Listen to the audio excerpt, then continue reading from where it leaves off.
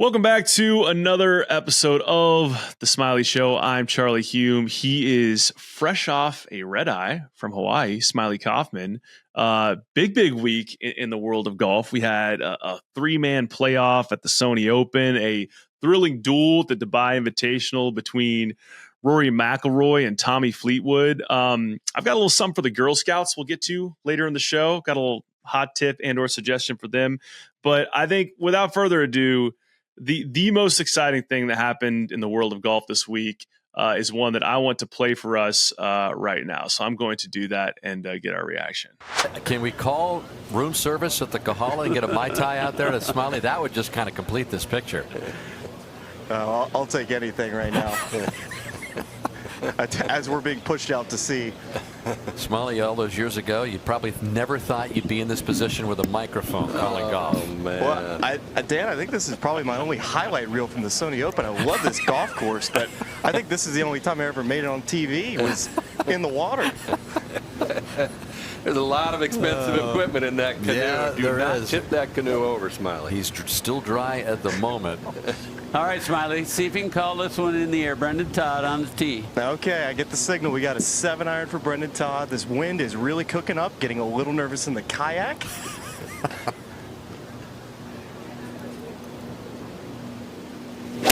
No longer a foot soldier. Oh, it's getting hit. He's getting hit by the wind, Mark.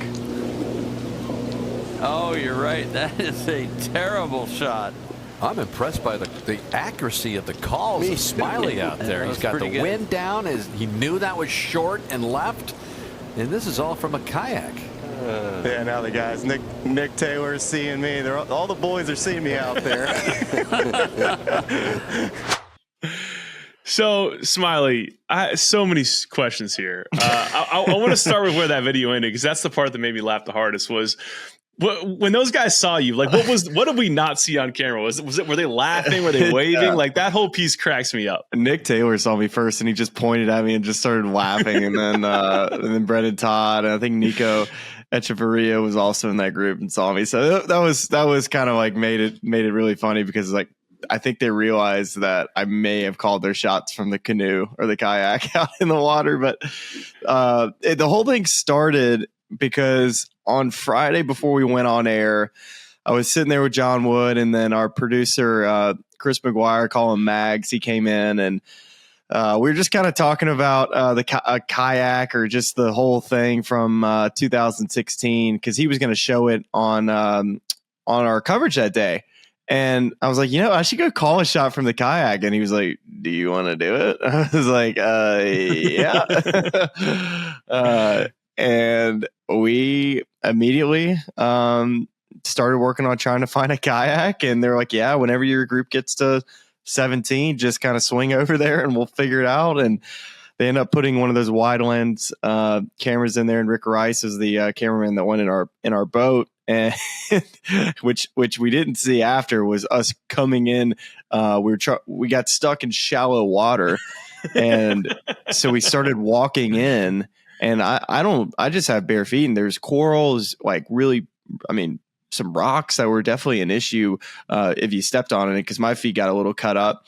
And I have like plugs just like I'm wearing right now, which you really don't like hear a ton what's going around you. You're just depth perception, and you're just overall like hearing things is just kind of distorted a little bit. And so I make it all the way to the shore, and I hear just like, hey, come out. And I turn around, and my boy Rick had totally wiped out a little bit behind me, and he was cut up a little bit and landed on the coral. Everything, like all the equipment was good. I was going to say, no losses of expensive equipment. No, equipment's all fine, but I felt bad that I didn't hear anything behind me. I just kept kind of walking into shore, and I left my See canoe. you, Rick. So with that being said, we are still not undefeated and ended up in the water is what I'm getting at. So there's still work to be done for next year. You're not undefeated. Which is it? Is it 0 for 2 now? Are you defeated by the ocean? Yeah, I think that's 2. It's such a sweet, like that whole scene just to the left of 17 there. It's like super shallow water, but I mean, I saw a bunch of guys out there fishing, probably 150 yards out. Like that's how shallow the water was. So honestly, great kayaking. I think, I don't know if that's actually great kayaking. Just sounds like great kayaking because I think that was how it all began in 16 was first off, Jordan and I like to fish, but I also was like, hey, do you want to go out and fish in a kayak?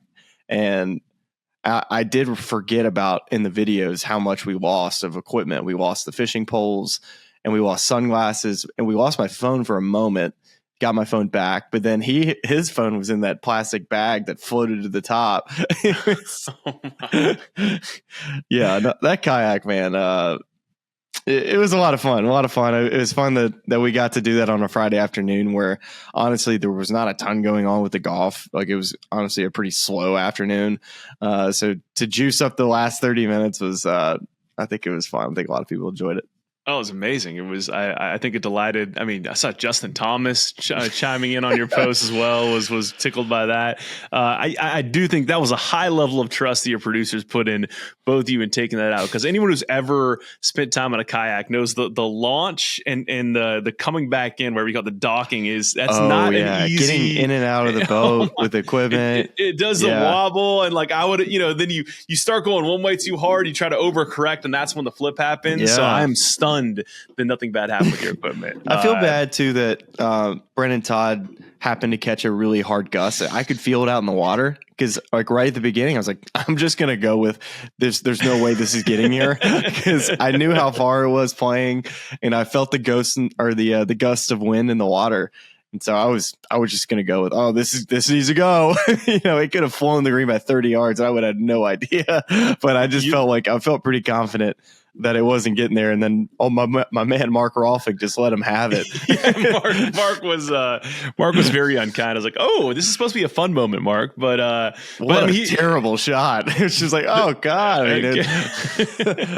But the call was, good. I think they might. I think what you set yourself up for is maybe there's going to be a series of increasing, challenges they put you through. I'm trying to think of what was the Nickelodeon the show where they did all the Legends of the Hidden Temple.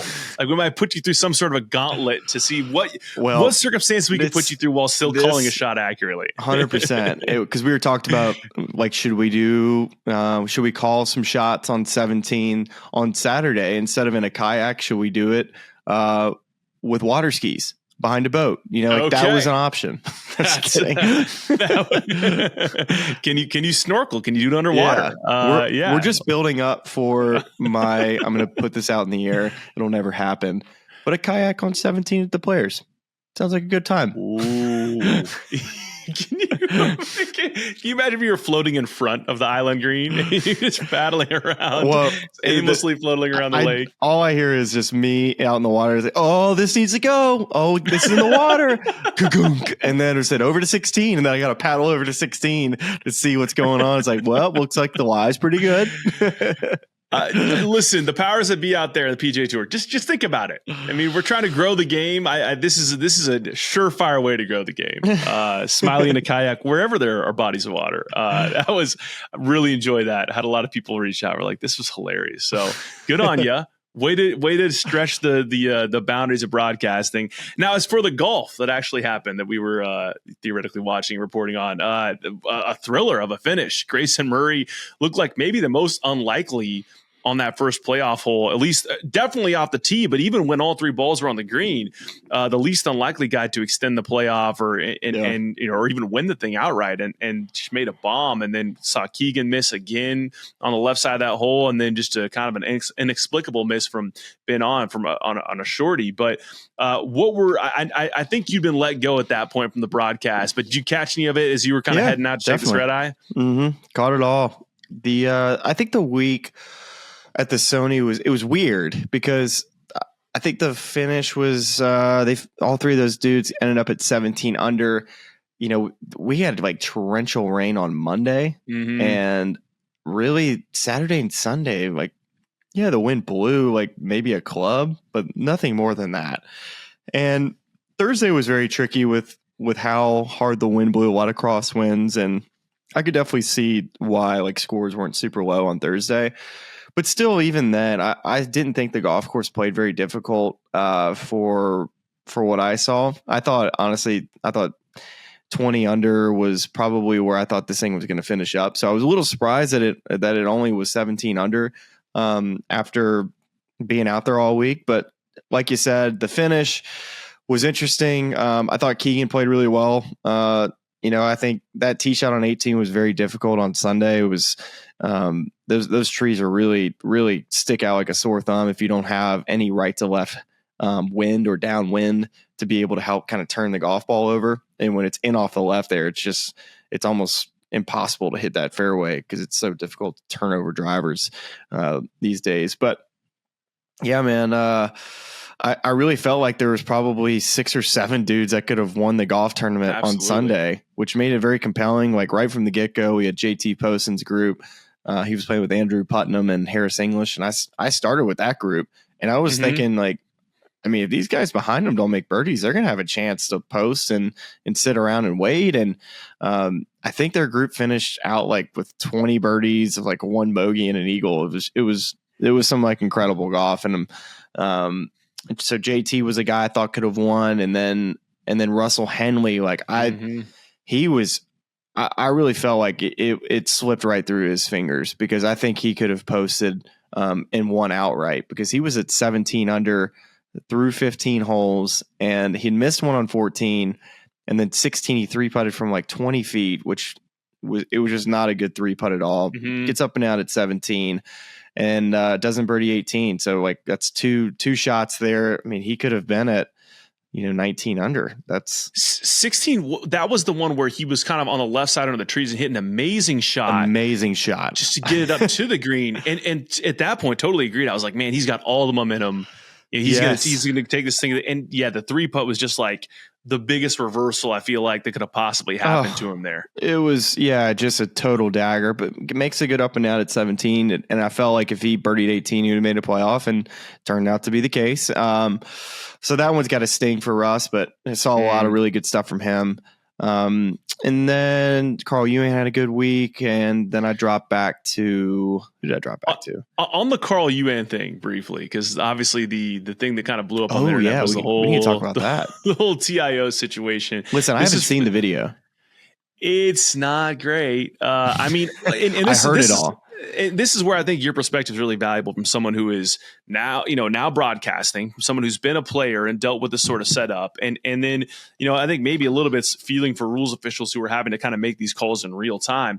But, this is from No Laying Up and they use the virtual certainty line that was being used in terms of, this is why we're giving him a drop, because we are virtually certain that his golf ball is somewhere in this tent, but we can't find it, but we're virtually certain. And so No Laying Up said, virtually certain the Yuan drop is going to cost JT Poston $39,425, Russell Henley $33,200, and Taylor Grillo and Pavone $10,028. So that's an extra $102,000 for Yuan on a ball that was not bound. So I'm just curious from your standpoint, because it's not like it's Carl Yuan's fault. It's like, I can walk you through it. Yeah. I mean, like, you hit it there, you take the relief, you keep playing. How would you feel if you're one of those guys that lose money?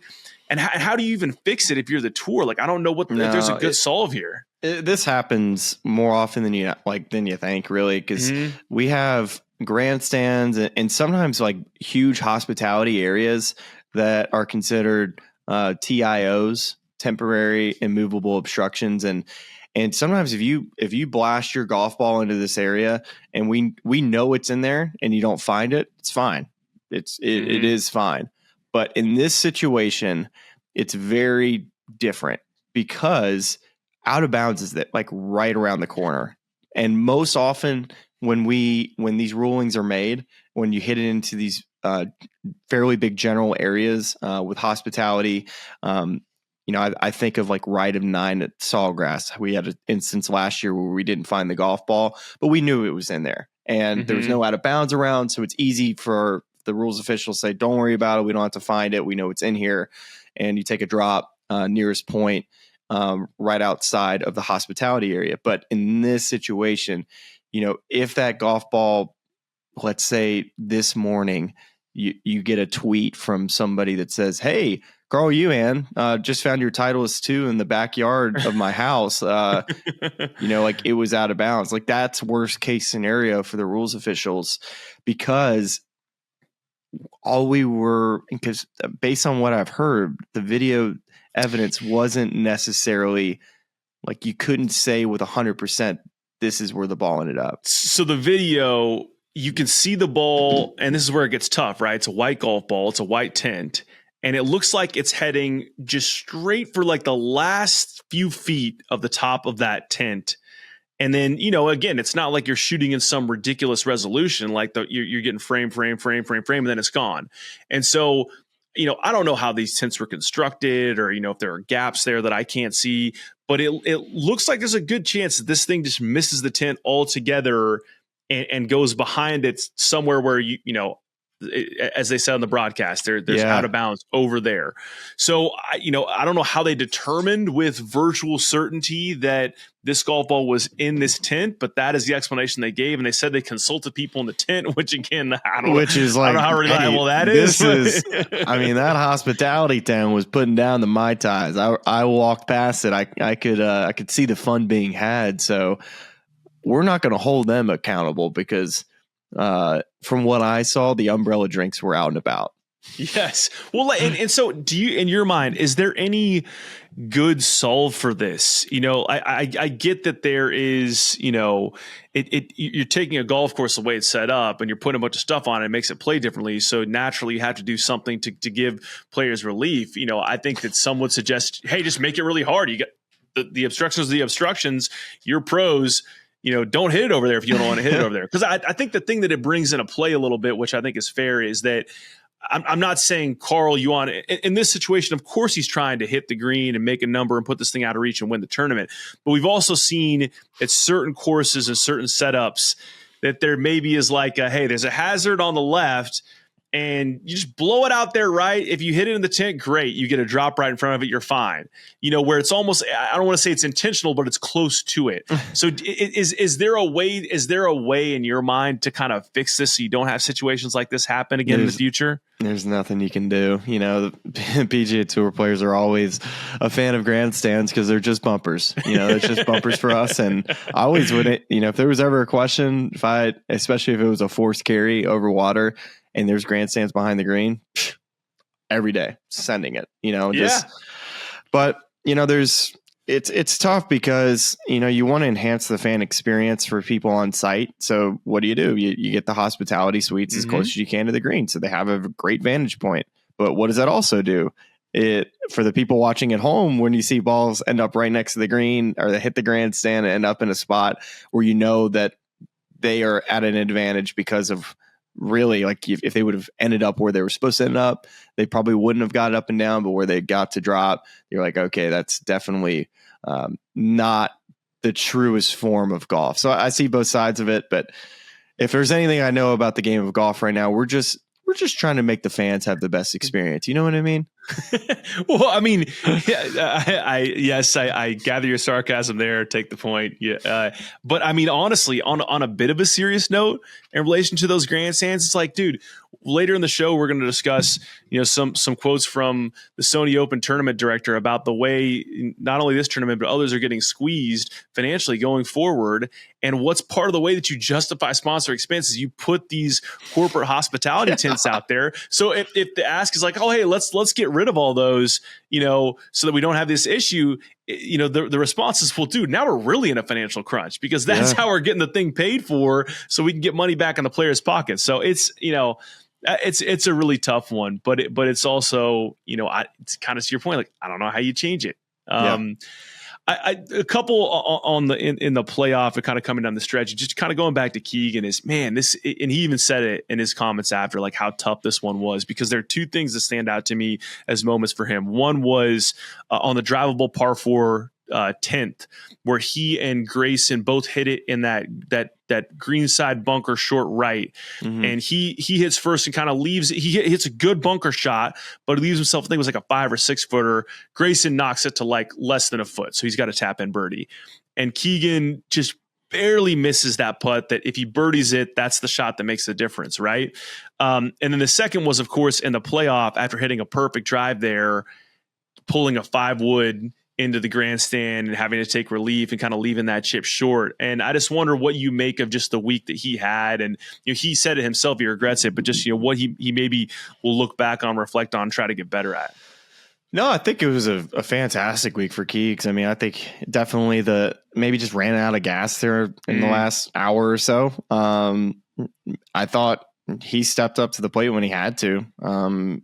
It's not easy on Sundays to go deep, knowing that you are pretty separated from the field. They had a 3-shot lead on everybody, so it felt like it was just a competition in that final group, which sometimes can stall out because you kind of watch what the other guy's doing, and if nobody's getting it going, it's sometimes very difficult to remember that there's a bunch of other people chasing you down too. So yeah, good week for Keegs. I expect a lot of great stuff from him this year, and then I'll just touch on Grayson because I got to follow him a little bit this week and spoke a little bit with him as well. Shot him a text last night, and he just seems like he's in such a better place than he was. And I've seen Grayson in when he was this would have been 6-7 years ago.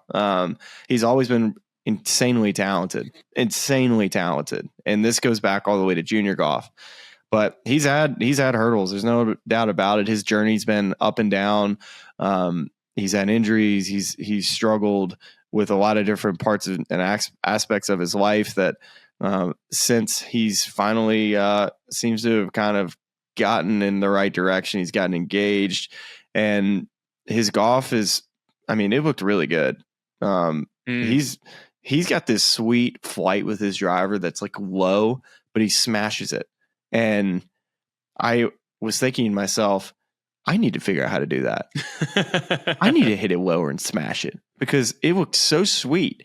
He was hitting so many fairways. And by the way, another win for the LAB putter.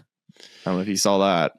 Well, I did see that. In fact, I got a little note in my inbox about 30 minutes ago with the specs on his putter and advertising, and it's that one. And it's funny too because the next place I was going to go was a good win for the lab putters, but also a tough scene for the lab broomstick and Ben on. And I hate that for him that he's been playing so good. Last year finishes 44th in the FedEx Cup, gets in all the signature events this year, then has the suspension for taking the over-the-counter cough medicine, but comes back from that playing great and playing great all week long too. That. Yeah, and makes this charge at the end. But then, of course, the lasting image that people have in their head is that missed putt, that would have at least extended that playoff. And I just wonder, what do you think the odds were on that green? Him missing that putt? No, just of leaving that green with Grayson Murray being the champion. Well, it was so funny, and I think Dan Hicks said it on the broadcast, and he was crediting you of just talking about how you'd seen that pin placement confuse so many players throughout the week. And I think it was coming down the stretch. There were just all those guys missing on the left side. Keegan missed left twice, in regulation in the playoff. The hole is sitting this way, but you knew the putt goes right. So very, very easy to overread the putt. And every different angle I'd look at it, it would look like it would be going a different way. So if there was ever a 4-footer where you completely missed the hole like Ben On did, totally, it's literally on this green because it's so confusing. You stand on the back of the green and you see how it's pitched. Like you think it's sloping away to the back right corner. And then you go to the front of the green. You're like, wait, it's sloping to the front left corner. This is just a very, very weird green. Very weird. So surprised. I from Keegan's angle, I was like, okay, I think I have this thing read. I've seen like 5 guys miss it. Like I think I know how to putt it from that angle. But from Ben's angle, I was like, I'm still not sure what it does going, because this is more of like a downhill putt, right? From that angle. Yeah, his was I think he thought it was going to move a little to the left based on the way that hole is leaned. But there's so much movement in that green that I don't know if he pushed it or just played it outside the hole and hit it firm. But it didn't necessarily look like he hit the stroke looked fine. I think he just probably started out too far right.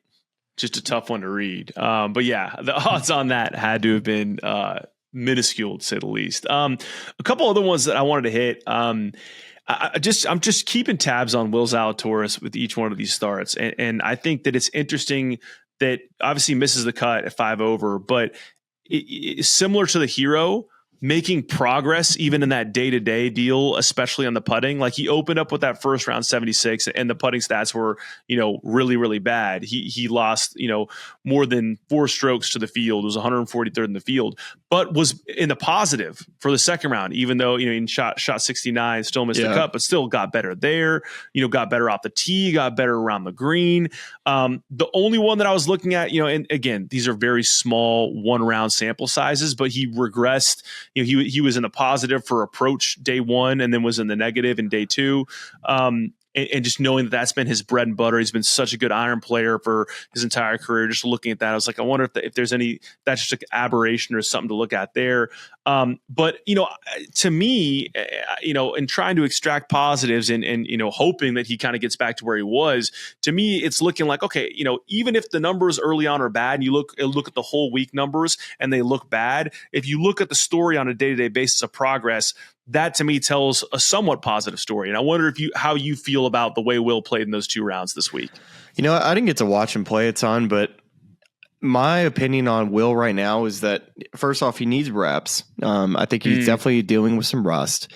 And I think besides reps, I think the golf swing changes he's made, because we've talked about the putter and the broomstick changes as being kind of the big thing that Will's been focused on. But I really do think all of the changes he's made to his golf swing aren't clicking yet, because for him to be this off ball striking, he's been a guy that hasn't missed the center of the face since he turned pro and had no issues controlling his golf ball. Now struggling a little bit with control of the ball. So with Will, there's been some serious motor pattern changes that he's had to make, and that just doesn't change overnight. You know what I mean? I think anybody that's been through injuries or had surgeries and have to change the way you swing a golf club that you haven't ever had to fix, like you're having to fix this because of your injuries for longevity, maybe it's not going to be quite as efficient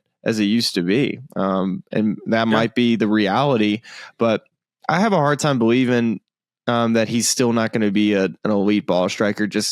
I'm just continue to give him time. Right. But I think what's kind of wild though, to me, is like how somebody like Will Zalatoris is not going to be at Pebble in that first signature event. That's kind of, to me, if you're somebody like Will, who probably had a massive offer to LIV Golf, you have to think that you're just second guessing just the PGA Tour and like, man, should I have just taken the money? I don't know. People are just like, no, look, he's got more pride than that. I'm just laying it out there in the fact that he had, I imagine, a fairly big offer, and to come back and not be getting a sponsor's invite into Pebble Beach. I mean, shoot, wouldn't you be kind of like pissed off at the PGA Tour? It's like, hey, I bet on you guys. Like I got hurt. I was hoping that I'd be able to get a spot. And the spots so far, from what I've read, is going to be Adam Scott, Webb Simpson, Peter Malnati, and somebody else. Would it be Charlie Hoffman maybe? Potentially? No, I don't think it's Charlie. Oh, it's Maverick McNeely. He's an AT&T guy. Oh, yeah. That's right. And his dad's a West Coast guy as well. Yeah. And we're not here to debate sponsors invites. I'm sure there's reasons why they all got picked. Totally, but I would have probably started with Minwoo and Will Zalatoris. That would have been my first 2 that I would give spots to. Well, and I think that is the reality that a lot of these tournaments are facing that are now signature events. If you have 4 sponsors exemptions now, that's a huge crunch going from 8 or more to 4. That makes a huge difference. And I think that this field used to be crap. Yes. It used to be crap. Can you imagine being the tournament director there, going from the fields that he's had to now having to turn away Will Zalatoris? I was talking to someone whose his wife is playing the tournament, and as an amateur, and he was riding on behalf of a popular tour pro to the tournament organizer is a friend of his, and he was saying, dude, we can't help out anybody this year. Like, these things are pretty much locked up already. And it's just, these are the times we live in, it's just, this is what has to be done. The ironic thing though, is exactly your point, which is that why do we make these changes to keep guys from going to LIV? Well, if one of the stars on tour that kind of hit tough times is Will Zalatoris, and he's expecting the tour to help him out for his loyalty, and they're not doing that, well, then you're kind of missing the whole point hard, of the deal. It's always been you got to play good, like you got to totally play good, and injuries in the past system, right? Like, medicals to be able to get into whatever tournament you want to get into. It didn't really. There wasn't these elevated events. There was WGC stuff, but based off official World Golf ranking, like, I think top 50 used to get you into WGCs, which I assume that he probably is slotted in that 30 to 50 range. So he would be getting into all these events. So it's just really just kind of, he's just in a tough spot. He's going to have to dig his way out of it a little bit.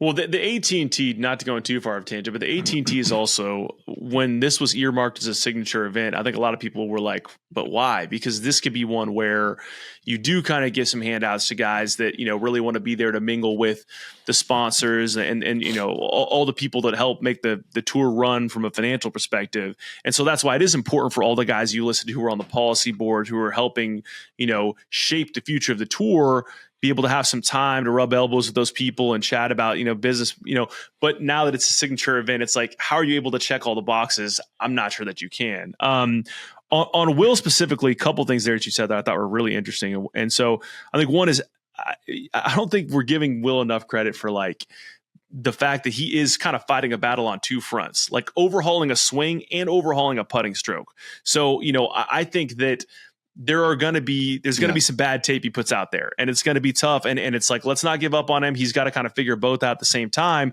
But when he does, it should click. And there are some positives to take away from the hero and now, Sony, where you could see how, he'll get back to it. I think that as far as like the LIV thing goes, it's such an interesting one because it's like you look at Brooks Koepka as the reference point there, where his knee is like, in his estimation, like maybe will never be the same way ever again. And he's got this offer on the table and he takes the money, and it feels like that was the safe thing to do for him financially at that point in time. But then you get down the road and he's, in the final group of the Masters, and then he wins a PGA Championship, and you're hearing all these sort of rumors and rumblings of like, maybe Brooks is regretting his decision. And if he knew he was going to get back to this, form, would he have left? I don't know. But it's an interesting one. And I don't know if that's a similar calculus that Will Zalatoris did in his own head.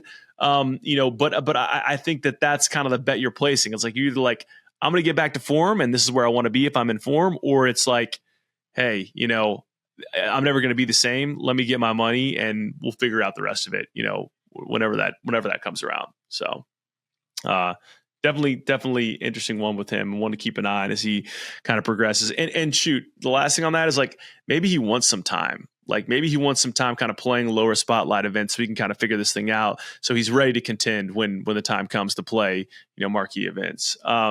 Yeah, for sure. Another one I wanted to play for us while we're here is Gary Woodland, another guy who was making a return from brain surgery, of course. Shoots 71, misses the cut in his return, but like such an amazing story. He had some incredibly reflective sound, to start the week. And then he talked to Todd Lewis on Friday after he missed the cut. And I just want to play this interview because I thought it was pretty cool just to hear where his head's at. So you said you wanted to come out here, and the thing that you wanted to test most was your focus. How would you assess how your focus was this week? Focus was amazing. It's the best focus I've had in a year. Best energy I've had in a year on a golf course. Obviously, you never want to miss a cut. You never want to be out of contention. But it was bigger for me this week than golf. Golf game was rusty. I saw a lot of good things, but I was rusty scoring-wise. But the goal coming this week was to see where I was mentally, and it was beautiful. It really was. It was the best week that I've had on a golf course in a long, long time. Focus was there all week. Attitude was great. Energy was great. So a lot to build on. I came to see where I was, and I'm in a good spot. And I think big things are ahead. As you look back on these 2 days and look at everything that was involved, what do you take away? That no matter how hard things are. And no matter how bad it gets, if you believe, if you surround yourself with the right people, you can overcome. It's a message that I'll remind my kids when I get home. It's been a hard time for me, and I was able to overcome it, and I'll be back. You talked earlier this week when we chatted, actually, about the love and support you received prior to getting here to the Sony Open. What have you received on the grounds here from your PGA Tour family? It's been unbelievable.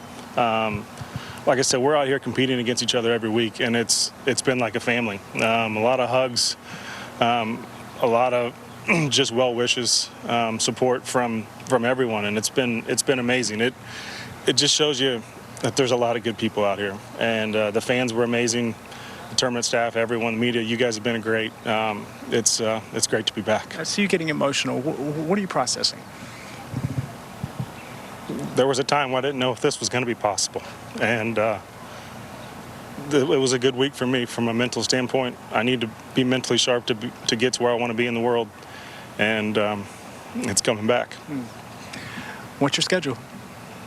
I'm going to go home, have a nice off week with the kids at home, and tighten up some things with the golf course or the golf game, and I'll be back for Torrey. Yeah. You're a great player and a better person. We're glad to have you out here, Gary. Next time. So obviously, incredibly emotional, powerful stuff, especially just hearing him talk about his kids as dads, it's like, man, there's just a whole other layer to this. Were you able to catch up with Gary while you were out there this week or just thoughts on just his return to the game and what a cool and meaningful thing that is? Yeah. Great interview by Todd there. I mean, I really think you got him to answer really all the different questions that I think the viewer wanted to know about Gary. But I think one of the things he talked about, just the PGA Tour family and just getting back and being around all your, call them colleagues, but competitors, players that you've, spent all this time around and you've had a lot of great memories with. And I think getting back to all the guys, and I think was something that was really cool for him to get back and realize how many players have been not only just thinking about him, but had also seen that video of him in his interview prior in the beginning of the week, where I think it just shed a lot of light on what Gary was really going through. I think nobody knew what were the issues. And I didn't know that the tumor that he had on his brain was pushing on fear and anxiety, that he just thought that every day, like it's like Final Destination, something was going to go wrong and he was going to die. I can't imagine living that way and having to sleep and the jolting that he was dealing with, waking up in the middle of the night and just being fearful of everything. And then trying to play golf on the PGA Tour at the same time. I mean, you talk about fight or flight on the golf course and how, how often that gets triggered for PGA Tour players. People don't realize that for the most part, you're not in a normal state like we are on the driving range and how we're playing at home. You get in situations where your brain gets into this fight or flight mode. And here's a guy that is already dealing with this at home, sleeping at night. So I can't imagine all of how difficult it was on him and his family during that time to not open up about it and just try to fight through it, because that's hard enough as it is to try to play really good golf, especially at the level that Gary Woodland we know can play at. He didn't win his U.S. Open win was so soon ago. It wasn't that long ago. So he's had that expectations of playing really solid golf. So I imagine it was very difficult. But I didn't get to see Gary this week. I saw him about a month ago and got to say hello to him. Send him my wishes. But definitely good to see him back playing again, and hoping that and praying that all the reports continue to come back good from his doctors and that he can continue to play where he feels stress-free and that his mind and body are all organized and working the right way. So I'm hoping that for Gary. Yeah, Absolutely agreed. I think, man, yeah, just it is a thinking game. It's a game that it requires, it's not a reactive game. We've heard a lot of tour pros talk about, how that, presents different challenges. So like that layer on top of where he already was with that tumor, I can't imagine it. And it was just really, really cool, to see him back out there this week, but also to hear the way he's been processing it and what that's the meaning that's given to him and his family. A really special thing. So, hey, we have our first Aon Swing 5 update. That's a cool thing. We're learning all this new terminology and systems. This is actually an interesting one because there's already a controversy because Grayson Murray is at the top of the Swing 5 standings, but he's already in the rest of the signature events for the year through his win. But they still keep you at the top of the standings because I guess it's a higher category than tournament winner. I am not sure, but nevertheless, here are the standings. Grayson Murray leads; he's in first. Carl Yuan in second. Matthew Pavone in third, Taylor Pendrith in fourth, and both Akshay Bhatia and Patton Kizzire are tied in Let's fifth. Let's go, Patton. Come on, Patton. Of course, that Jason Duffner is 2017 Zurich Classic partner, as we know well from Kevin Kisner's story last week. So there are your current Swing 5, and then, of course, after the Amex and I believe Farmers as well, that those 3 tournaments are going to determine the 5 that get into the AT&T Pro-Am, the first signature event from that Swing 5. So there you have it. Well, moving over from there to the Dubai Invitational, where I guess for a lot of people, all these Hawaiian events have been things that have been happening later in the day, after bedtime. This is something that kind of went on before we all woke up. Was a really dramatic finish between 2 stars, Rory McIlroy and Tommy Fleetwood trading blows, and Tommy Fleetwood coming out on top. It was I caught just the highlights of this. I didn't see it, but it was a wild finish of sorts. Like Rory was, I believe, in the lead or tied for the lead on the 14th hole, a par 3, and hit one to like 2 feet, and then 3 putts from 2 feet. Like misses one going downhill, leaves himself more than he had on the initial putt, and then misses that one coming back, drops a shot. And then I believe was leading on the 17th hole. Tommy Fleetwood birdied the 17th and 18th. Rory on 18 snap hooks his drive into the water and can only make a bogey and drops a shot and finishes tied in second with Tristan Lawrence. But a lot of intrigue over there going on. It seemed what to make of this. Obviously, there's a Tommy Fleetwood part of it, and there was the Rory McIlroy part of it, right? And so just starting with Tommy, where it seemed like a pretty friendly environment to play in. Like Rory was actively rooting for Tommy, even if it meant he was losing the tournament. First 3 days it was a pro-am, so that part of it was obviously a little more laid back. But knowing that this was Tommy Fleetwood's first win since the Nedbank in 2022, and there was a near miss last year at the RBC Canadian Open. What do you think this does for him going into next year? Do you think we could see Tommy Ladd get his first PGA Tour win in 2024?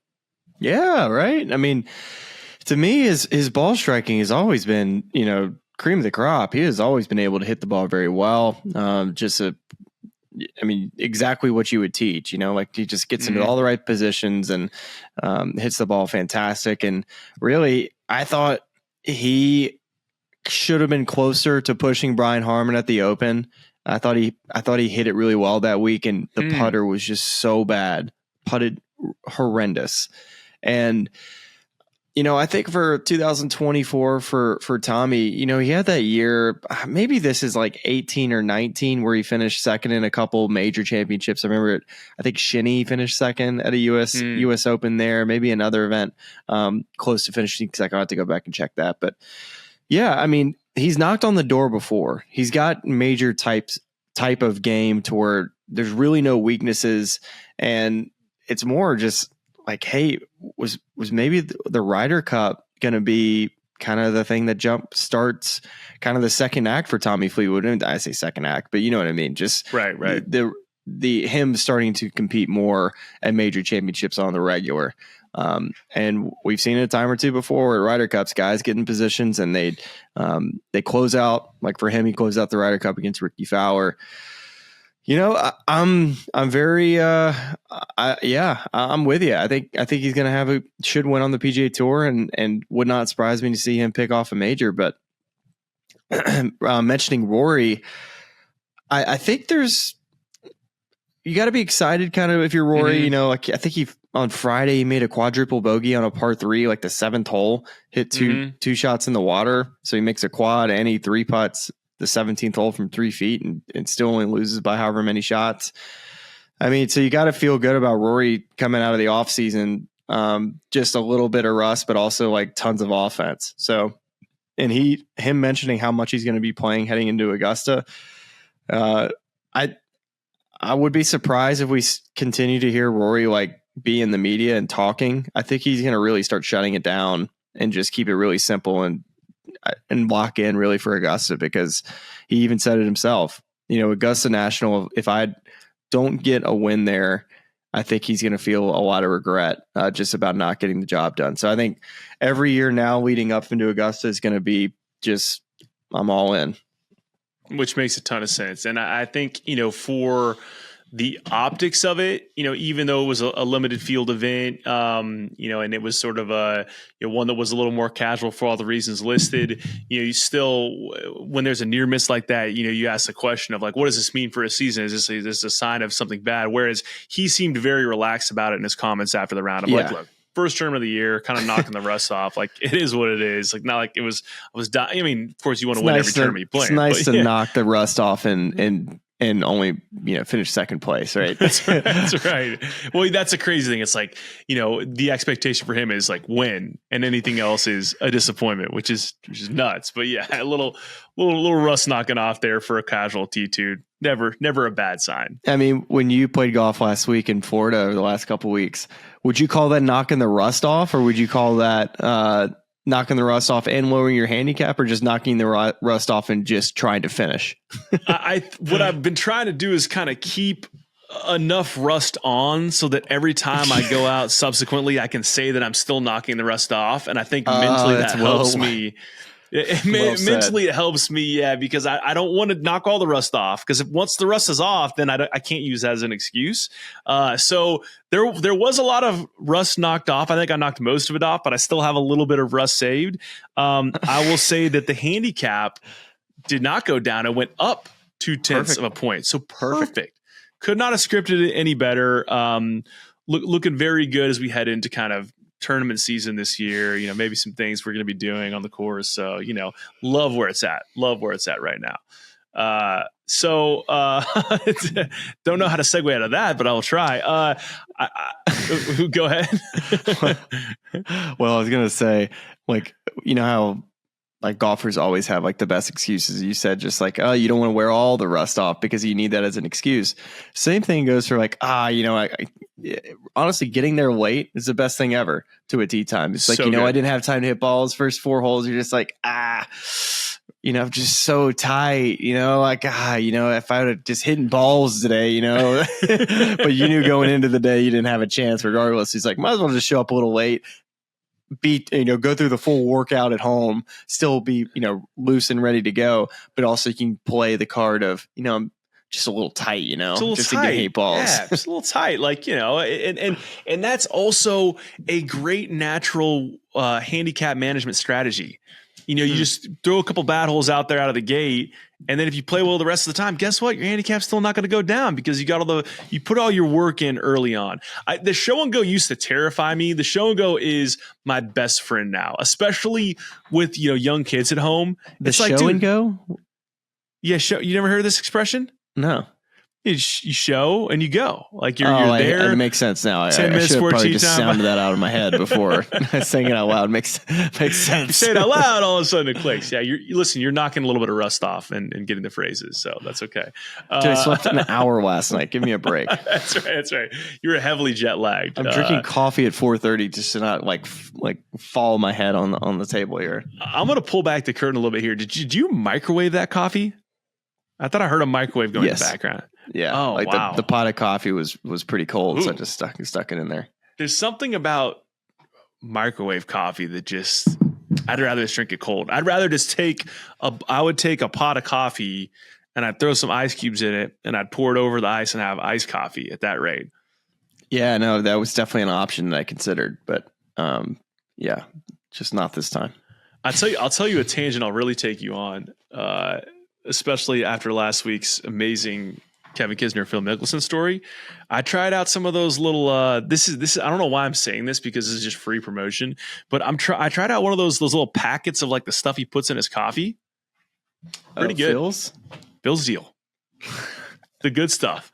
It's called the good stuff. It's like the coffee for wellness thing. It's good. It's good. Yeah. Okay. I get jittery sometimes when I drink too much coffee, but I do it every day anyway. This kind of took the edge off. So okay, there you have it. All right. Charlie's gone full live, folks. I'm going full live. And there's the segue. Thank you, Smiley, for teeing us up in that direction because we have LIV news to get to. Some of this has been out for a few days, but some of this is just out. So, of course, there's like the main piece of Jon Rahm's team name has reportedly been finalized, Legion 8.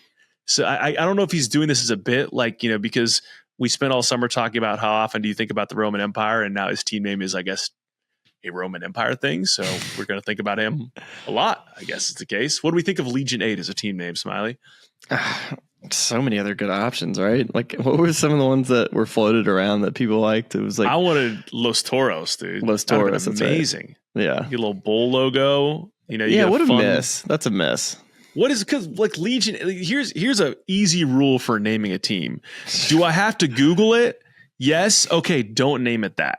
Like, it's like, they're gonna be like, what is Scrubs Legion GC? 8? I can't Scrubs stop GC. thinking about Scrubs GC. You know what it is, and it's lovable. It's like, do you ever watch that Disney movie when you were growing up, Soul Skaters? No. Wow, really? Okay, we're gonna have to do a whole other. Yeah, Fran probably did. I was a Nickelodeon guy. Well, okay, I did a little bit of both, but it was a good movie about like rollerblading. There was like a team called Pup and I don't know why I'm explaining this. You haven't seen the movie. Doesn't matter. You don't need to. The LIV to extend the LIV news. Most recent news is there are reports from all of our favorite LIV accounts on Twitter, which I won't credit. You know what they are, but they are. There are reports that Wyndham Clark ongoing negotiations with LIV Golf. Not 100% confirmed yet, but moving closer to a deal. Take that for what it's worth. We heard this about Tony Finau. We've heard this about some other names that ultimately committed to staying on the PGA Tour. So that is the report there right now. But there are also reports that Caleb Surratt, the extremely talented University of Tennessee player, is another guy who could fill out that team with Rahm. And then Kieran Vincent, Scott Vincent's brother, who was one of the 3 players that won that LIV promotions deal, that would be his Legion 8 team. So what are your thoughts on that? So Smiley? You're telling me that Rahm is going to have 2 guys that like qualified onto this team? No, it would just be Kieran Vincent would be the qualifier. I thought they were going to have like the other guy too, whoever it was. Oh, no, that was our ongoing Cleeks bit, which, by the way, he actually did sign for the Cleeks. Kayak Samuja, the Finnish player, he is a Cleek. Cleeks I'm a little worried about the Cleeks. The Cleeks are still cheeks. The Cleeks are, they're unless they land a big 4th player, which I'm not sure who wants to go play for that team unless they get a max contract. Cleeks are looking a little light on firepower heading into this next season. And again, who's going to win a championship first? The Cleeks or the Cowboys? Well, Cowboys are they've lost their shot. I know. That was a bloodbath. But I mean, I think that, shoot, I'm curious what your thoughts are about. Like, Wyndham Clark would be a huge loss without a doubt. I think that, if you're looking at it from a PGA Tour perspective, like anytime you're losing young, super talented stars in the making, like I don't care how you want to cut it up or try to sell it to me, like, or how marketable they are now or could be, like that's a loss. And so both those guys really, like, we don't know what the future looks like for Caleb Surratt, but we know that Wyndham Clark is one of the most talented players in the game and a major champion. So you definitely would not want to see him walk out that door. No, 100% not. But if you're Wyndham, you just bought yourself five years of majors, right? Yep. I mean, I think that's the argument for, I think that was the argument for Cam. I think that's the argument for Rahm. I think that is, after the fact, an argument that Brooks Koepka can use for, staying. Now, and I think it's the same for Wyndham. Like anyone that wins a major, we should be on high alert for now, because it just means they bought themselves exemptions that is the thing they care about the most. It's just sad, man. It just, every time I see it, like the PGA Tour, have they been perfect? Absolutely not. But it didn't matter who it was. Nobody's got a chance against the Saudis, man. Like, you just don't have a chance. I don't care if you believe the LIV product is better than the PGA Tour product. It just doesn't matter, because even if LIV becomes better, they didn't become better because it's just a better product, or because the team golf works. It's just money, dude. Like, you think Jon Rahm went for this concept? No, dude, he went for the money. Like, we gotta get on the page that Jon Rahm made this move. I mean, it was a financial decision. I mean, maybe you can argue that no, everything I know about Jon Rahm, this was all about money. And then I think anybody else that's gone too, it's about money. It's not about growing the game. It's just this is right. Absolutely separating and dividing the game more so than you could have ever done. Now, if they want to use money to grow the game, sure, okay. Like, I don't know how you're going to do it, but it's still just, to me, is I don't know. It's just all of it's just annoying. Great, they made financial decisions for their families, and they set up their families after that. But the game of golf, in the professional level, like we continue to talk about, is just in full turmoil. Yeah, and I think, it is funny how Rory has kind of been the bellwether on this entire thing throughout. Like, I am certain that if you got Rory in a private room and you got him to speak honestly to you, he'd say, yeah, I probably wouldn't have said a lot of things that I said at numerous junctures, but the benefit that we had as onlookers, had in hearing all that is like he kind of charted a lot of people's mental journeys they took with this thing, where we were all very opposed to it from the beginning, and then for a number of different reasons, and then as time went on, you kind of moved to a more realistic place on this, where it's like, this is just kind of what it's going to be, and we got to figure out a way to make it work so we can get all the best players back in the world together. And I think it's most recent. A global tour. Did you see like the comments on wanting a more global tour? And we've talked about it on the podcast too. And he cited, said, a global tour is what we need to do, but we need America's corporate money behind it all. I'm like, that's not how this works. Like, it's because of where they're going to be playing globally. It just doesn't make sense from a TV standpoint. Like, it also, it's so much simpler here in the States when a corporation sponsors an event, they're able to bring in clients, they bring in all their employees. It's simpler. Like, traveling all the way to Singapore, like what? I don't know how you. It is an interesting thing. Like, it's one of those things where I think Rory's throwing a lot of trial balloons out there and kind of like seeing which of them hold water. And by the way, I don't necessarily blame him for it, because that's a lot of like what I feel like I've been doing in my own processing of what's going on and what's happening, and not all of it sticks. But I think that, if it's going to be an American centric league, then you're going to have European players that are interested in going because, or not even European, Australian players or whoever else, like, that are interested in going because of what that represents for them in terms of opportunity of playing in front of their home crowds or closer to wherever home is for them. So it's one of those things where it's like, you're almost, that's why a lot of this stuff, it's like, I have critiques of players, of governing bodies, of decision makers, but I also, and in the same breath, am understanding of the plight that each of those various, people or entities face. A lot of these are real damned if you situations, because like, to your point, it's like, if the thing that makes most sense from a TV perspective, from a sponsor perspective, from a charity perspective, is like focusing on the thing here at home in the United States, but that means guys walk and for bigger sums of money. It's like, I don't know how you reconcile that, and you really got to get creative to do it, and it still might not all come together. It's a tough thing. Yeah. And the only thing keeping this whole thing together is the official world golf ranking structure for the LIV guys not getting points. Like that's really the one thing that's keeping it together, because guys can't get into major championships. But some guys say, you know what? I don't care. I don't care about the majors. I don't care about my legacy and how well I play in majors. I want to get paid, and that's fine. If that's your prerogative, then good. I can't imagine being a young player, and let's use Caleb Surratt as an example. A player like his caliber, dude. I put him in the same category as Gordon Sargent and Nick Dunlap, and you can interchange any three of those dudes.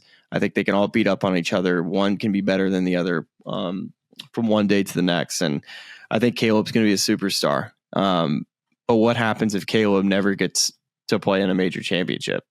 I mean, that's kind of a far-fetched statement, but if he goes to LIV, eventually it's all you would think they would get some form of world ranking points at some point, right? Because to me, the way this is heading, like they have to figure out a way to properly rank these tours, because right now it's just, it's just a mess. So we'll have to keep monitoring it. Well, I wonder what that profile player, what bill of goods he's been sold. Because I think of like Eugenio Shakara, like he was a stud in college and a guy that looked like he had a really bright career trajectory. And since he's gone over, I'm sure he's doing, fine enough over at LIV. We haven't heard anything from him in major championships or anything. And so it's like, how do you, ballpark what your trajectory, could be, or when it's all going to come back together, and were there promises made on the front of these guys of like, hey, it's, is part of the math that Caleb doing, saying, well, like this thing could come back together pretty soon. That's looking like what's going to happen. I am an incredibly talented amateur player, but nothing's guaranteed in golf. So does it make sense for me to get some chunk of guaranteed money and go do that for a year, knowing that it's all going to come back together, and then I'll have the same potential to play in majors and earn money here, but with a nice little, baseline in my bank account that I got. I don't know, but it's interesting. I think on the OWGR point, I found this pretty interesting. I saw this. Jeff Shackelford put this in his Quadrilateral newsletter as a front office sports piece, talking about the impending departure of both Martin Slumbers, who heads up the RNA, and Keith Pelly, who's vacating that lead role at the DP World Tour. One I think to pay attention there is that they're both going to also vacate their seats on the OWGR board. And yes, their successors could very well just kind of take the same position that they have on that board in terms of how, ranking points get distributed. But like, what if they don't? Like, what if that's an opening for change? Like, I think that there are like more, that whole, I'm not saying, what happened there with their departures wasn't, I'm sure that Pelly has a great opportunity with the Maple Leaf Sports deal, and he's Canadian, so that one makes sense. I'm not sure what Slumbers is going on to, but dude, those are two of the key decision makers for European golf. And with those guys gone, what does that, sort of signal in terms of, that piece of the deal? Because people kind of forget that initial announcement was like, this is a deal between the PGA Tour, the PIF, and the DP World Tour. Like, I don't know what that means for that domino. No, 100%. I don't, it's hard to really know who's going to fill the seats and what their position is going to be. And where my head goes in all of this and how it pertains to LIV and world ranking points. So it's not the top players it's not the top players that I want to talk about. It's the guys that are the middle players that maybe bet on themselves, but then either got hurt or didn't play well enough and now don't have a spot. This is an argument you can make about LIV. It's like, okay, I think the perception is that all of these guys have it on easy street. Mm-hmm. There's gonna be a handful of players that aren't going to have anywhere to play besides the Asian Tour. And we're talking about guys that have won on the PGA Tour. I mean, if the name that comes to mind, like if Hudson Swafford doesn't get on a team this year, like he's a guy that's won multiple times. He's never lost his card. He's an absolute unreal golfer. Now, if he doesn't have a spot, he's been on the Asian Tour. That you're starting I'm not trying to say that that LIV has a legitimate relegation system, but you actually are starting to see that these spots are getting tighter because they're taking on more and more guys. That you know what I mean, Charlie? That it kind of gets where these players are now starting to get shuffled out, where they don't have anywhere to go, and that's the risk they took. But man, what a risk you're taking if you only bet on yourself for a year or two. That would scare me to death, if I was one of those guys. And I guess the only way I would do it is if I said whatever the number is, however small it is, whatever it is, what that represents to me is enough financial security that if this doesn't work out, I can just walk away, or I can just go into the next phase of my life. Because some guys didn't even take money; they just bet on themselves, which is another thing that's wild to me. Like, and I think that I feel like I recall seeing Hudson Swafford with like a young family at one of these tournaments. He played well in doing an interview, and I just wonder. It's like you heard so many of these guys out of the gate talking about, I want to do LIV so I can play less and have time spent with family. It's like. And could you ever imagine a world in which you're like, hey, in order to put food on the table for us or to continue our lifestyle in the way that I have to spend X amount of weeks a year traveling around Asia, playing in Singapore and all these different places. And I guess I'll just see you when I see you. That to me feels like a pretty brutal reality that I don't know that I'd be willing to say the potential upside is worth the potential downside. Now, I'm doing a lot of thinking and talking on behalf of a Hudson Swafford or someone else that they may not feel that way or they may have another contingency plan. But just me personally, that was the scenario laid out for me. I'd be like, geez, man, I don't know if I'm ready to make that big of a leap of faith. Yeah, I had heard that someone like Anirban Lahiri, he said, all right, I have a spot on the team. Perfect. Great. That's all I need. Really? I'm going to bet on myself. That is surprising. And he is totally, he's played just as good as anybody over there. Right. He's good bet. Good bet. Yeah. So for some guys, it makes sense.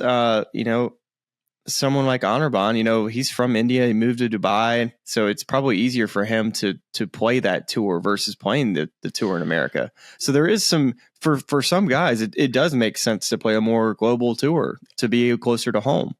Yeah, it's funny. The examples you picked are they're perfect. They're perfectly kind of opposed. Where it's like, for me. And it goes back to where we kind of started this discussion. It's like Anirban Lahiri, if he's lived a more international lifestyle and has connections in Europe and beyond in Asia, that one maybe even feel more comfortable than living here for him. I don't know, but it could. Whereas Hudson being that far away from home playing that tour and maybe not being able to make it long term, that is a completely different thing. So that I think is a good illustration of why it's like the global tour aspect of it is one that to a lot of guys makes a ton of sense and probably is even more comfortable. And that's just, that's a chip that LIV has right now. And someone like Hudson, he can't go in because he's still suspended by the tour. Is that or no? I think, and that's the thing where we're really kind of getting into the weeds of the mechanics of how you get back on tour. Because I know that there are some guys that are actively trying to re-enter through different methods. But I think that obviously there's some suspension piece of it, and then you can. Monday qualifier, go to Q score. I'm not exactly sure what level. I don't know if your status gets wiped out entirely, or if you can. Once suspension served, re-enter at a higher level than if I just decided one day I wanted to play the PGA Tour, Yeah. So, well, we know the top guys are going to have the flexibility to not ever really get kicked out of the league, but that's the most intriguing part of that league to me are the guys that are making these bets on themselves that either it doesn't go the way it should and they end up not on a team and have no place to play. And I think that's intriguing to me, but those are really things you don't really know all the information because you don't know what they signed for. So it's not as cool to because that's the one thing about following off on the PGA Tour. It's easy to see when somebody succeeds or fails based off of a pretty easy to follow, for the most part, pretty easy to follow point structure with FedEx Cup stuff and knowing what the numbers are and what you got to get to. Swing 5. So it's much easier to follow on that. But kind of got off on a little tangent there, but that just to me like comes into my head about just the whole LIV Golf and the world ranking points, and someone like Jon Rahm, wants to grow the game. Like, sure, man. Like, but he's the most competitive dude that I know. Like, you can't tell me that this guy's okay with having somebody coming off the promotions list or whatever, where he can't pick his entire team. Like, that's not right. He's the most competitive guy I know. Like, I can't imagine how difficult it is for him to not make all the decisions that lead to him feeling like he has the best chance to finish first. And when you sign that dotted line, it's like, hey, no, you're going to have this guy on your team because we told you so. And good luck trying to figure that. I mean, I can't even, and I think it's probably the mechanics of the reports he's getting from LIV on the status of guys they're courting and trying to sign. And like, what level of frustration he's expressing with like deals not getting over the line. Like, really? Like, you weren't willing to give like a Tony Finau $15 million extra dollars? Like, no, I want him on my team. Let's please make that happen. That's the thing I've found out in all this is that, yes, like a player can recruit another player, but they can't help negotiate the contract. It's all, but like they decide what the number is. Yeah. They can't, like if Bubba Watson recruited me to come play for I don't know what team he is, but for whatever his team is, the Range Goats, of course. Please. How could I forget? If he wanted me to go play for the Range Goats, then it would be like, okay, you got to reach out to X, and they're the people that do the contracts. That's from what I understand. Well, two quick ones that are somewhat related to that. Keith Pelley played in the Dubai Invitational this last week and spoke to James Corrigan of the Telegraph, and as part of a larger discussion, noted that Jay Monahan and Yasser Al-Rumayyan were supposed to meet before Christmas, but were unable to. But they did have their first conversation on the phone since the June 6th agreement. And made substantial progress, which is interesting. Like I said, I mean, I think the golf world would be better if the PIF were a minority investor along with the SSG group. That to me probably gives you the best chance to potentially get all of these parties back together because they have a seat at the table. And I've been a little wondering, it's like, is the PGA Tour kind of trying not to do PIF? Like, are they trying to kind of avoid it? And to me, that just keeps it divided. And they're going to keep poaching players. I don't see how you don't make the deal, because like if you're not following what's happening, it's not going to get better. Like, none of this is going to get better. They're going to get world ranking points at some point. It's going to happen. Mm-hmm. They're going to change something about the system. And if you want the LIV Golf Tour to be the number one tour in the world, then keep going the way you're going, because that's where we're potentially heading. And it's going to be a structure that nobody likes. Also in the field at the Dubai Invitational, Jimmy Dunn. Wonder if he had any other meetings while he was abroad there. Huh. Interesting.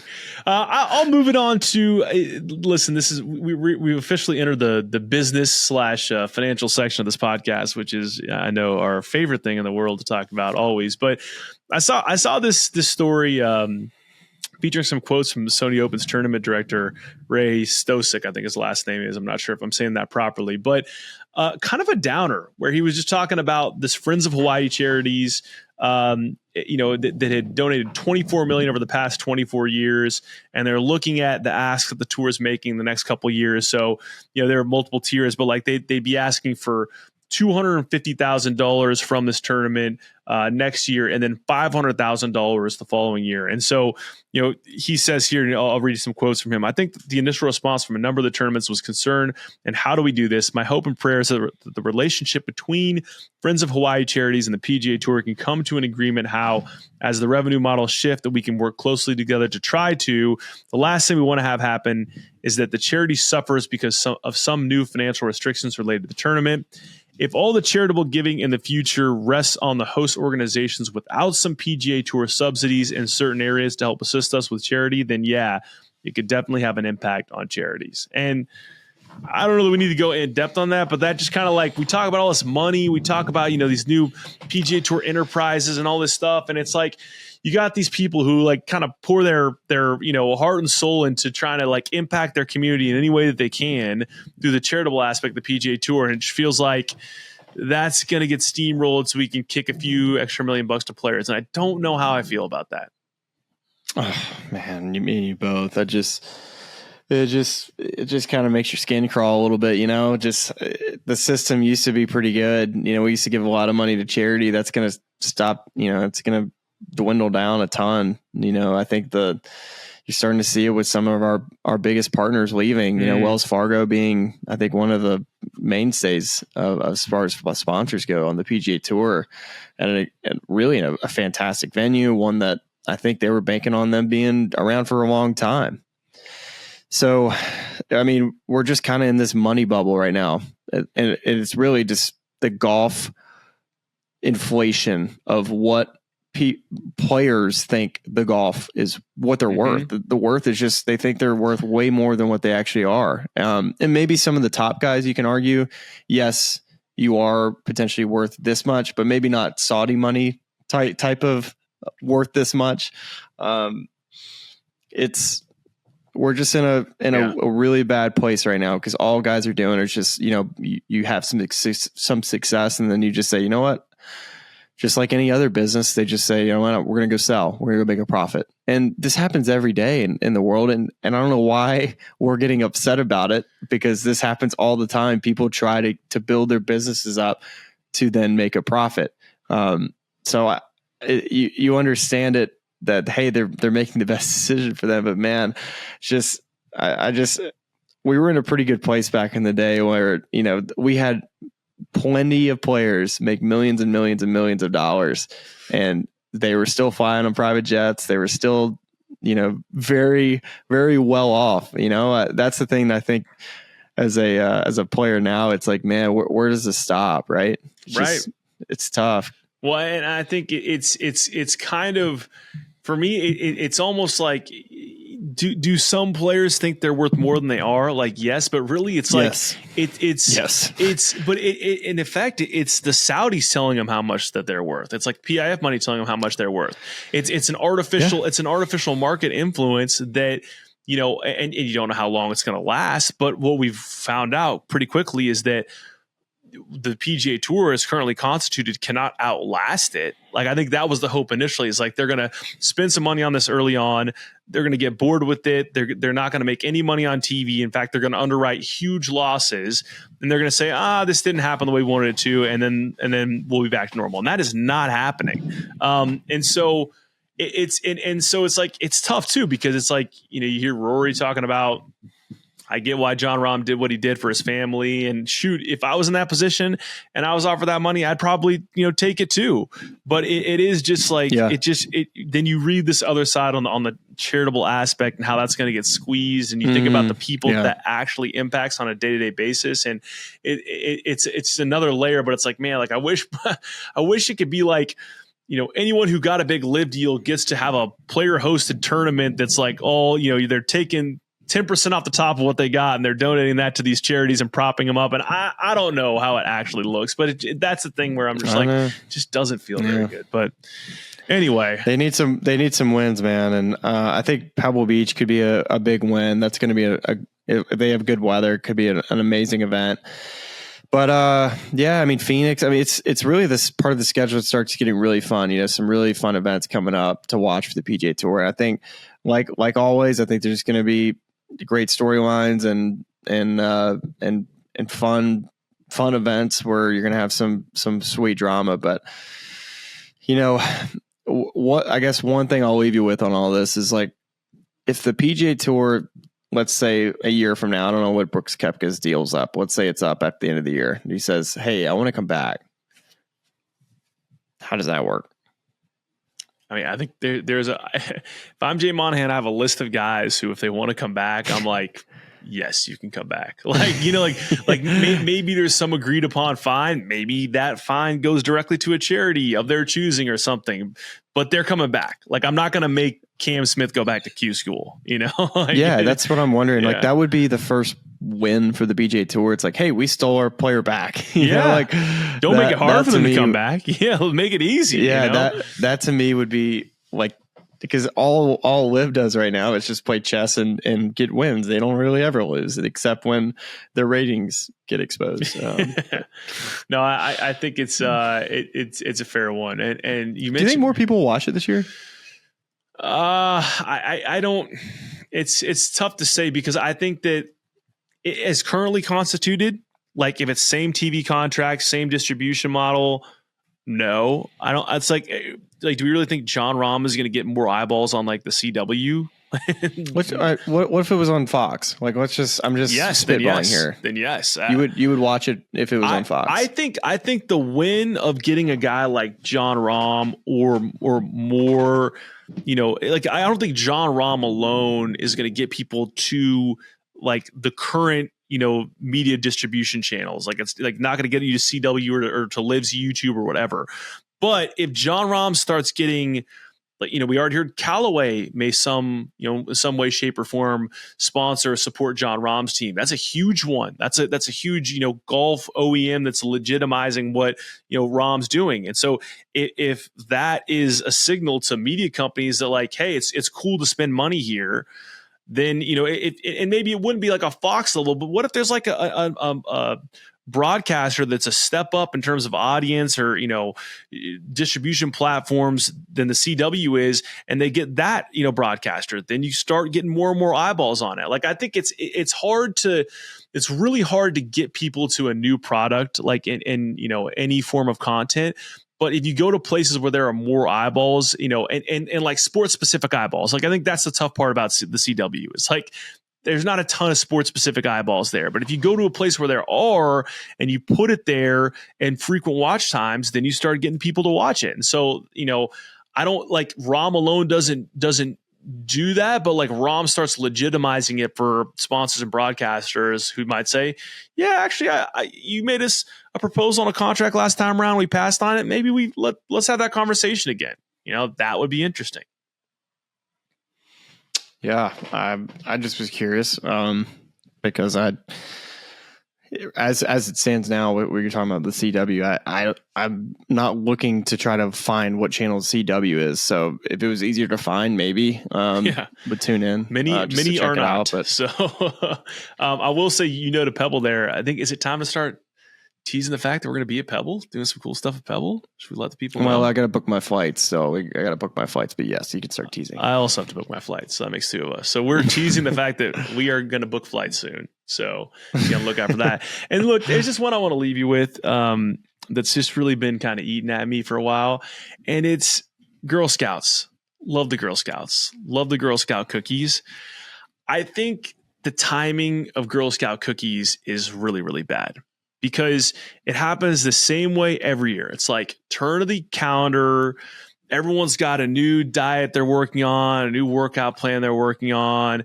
And then here comes little Sally up my driveway mid-January, right? As I'm starting to get in a rhythm with everything.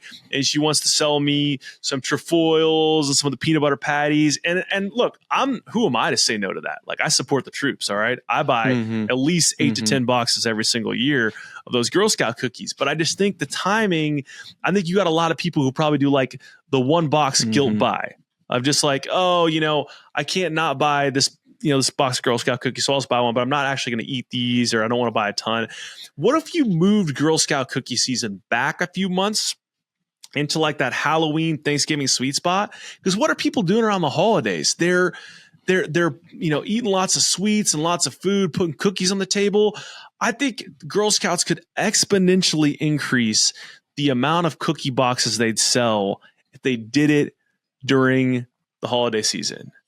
Thank you for coming to my TED Talk.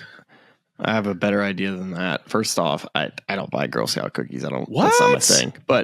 But if I did, or if I was to organize Girl Scout cookie sales, I would just put up a little stand right outside of your golf course at 4:30 on a Saturday or Friday in the summer. And guess what? Charlie's going by and he's buying some lemonade and he's getting some Girl Scout cookies.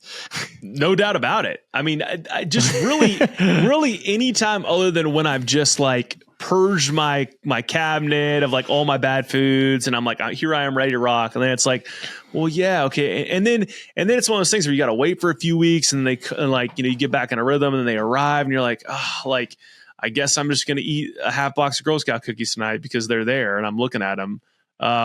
But anyway, I had a scout come yesterday to my door. Great timing, by the way. Like, I had literally just parked the car back from Florida like 30 minutes ago, and she has sold a lot of boxes of me in years prior. So maybe she was like, I gotta move fast. I gotta make sure. She's your number one. She's the number one scout. She's like, Charlie's the number one buyer. Like, I can't turn it down. Just think about it. All the Girl Scouts out there that I'm sure are listening to this podcast. That's all we got for this week, I believe. What do we want to tease coming up next? Nothing to tease. Just teasing the Amex. Kind of used to be just a whatever field. This year, it's like a legit field. So very excited to kind of like sneaky get an open field event that has signature event players, like a lot of them. So that's going to be fun to watch. Absolutely. JT making his first start in the season. Trying to stay in that top 30 to stay in signature events. Scotty playing. Definitely a good bunch one. Of dudes. So should be fun. Should be a good watch. So thank you for watching and or listening to the pod. And we will catch up with you back here very soon. I've actually watched a couple of episodes of y'all earlier, and you guys have some good takes. So thanks for what you guys do. It's cool to see what you guys are doing. And I know golf fans appreciate it, but we do too. So please keep it up. I think you're doing a tremendous job. And I listen to this podcast. It's really cool. And